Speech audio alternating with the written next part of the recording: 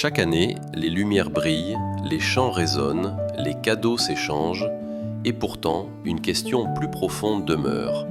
Qu'est-ce que Noël réellement et comment un chrétien doit-il le vivre ? Pour comprendre Noël, il faut d'abord revenir à son fondement véritable. À l'origine, Noël célèbre la naissance de Jésus-Christ, le Fils de Dieu, qui est entré dans l'histoire humaine pour sauver l'humanité. Le mot Noël est historiquement lié à l'expression « la messe du Christ », c'est-à-dire une célébration centrée sur Jésus-Christ lui-même. Ce n'est pas simplement une fête culturelle, mais le souvenir sacré du moment où Dieu s'est fait chair. La parole a été faite chair et elle a habité parmi nous. Jean 1,14. Noël proclame cette vérité puissante.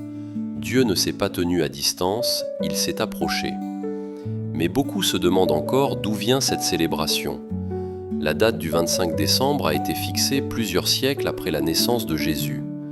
La Bible ne nous donne pas une date précise, mais elle nous révèle quelque chose de bien plus important, le sens de l'incarnation.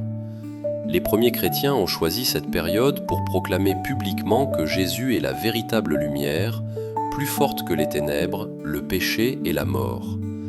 L'essentiel n'a jamais été le calendrier, mais la proclamation que Dieu est entré dans notre monde brisé pour le racheter.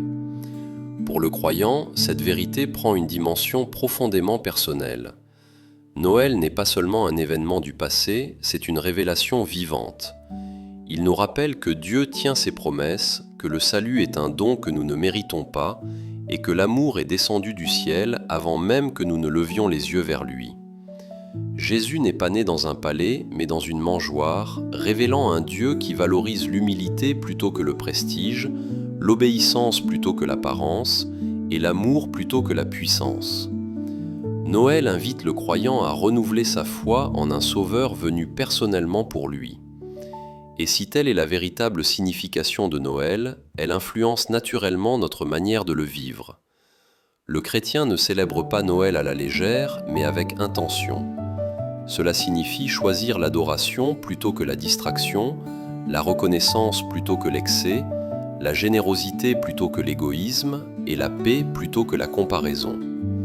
Lorsque Christ est au centre de Noël, nos vies reflètent son caractère à travers la bonté, le pardon, l'humilité et l'amour. Alors, à mesure que la fête atteint son sommet, l'invitation devient claire. Ce Noël, ne te contente pas de célébrer une saison, rencontre le Sauveur.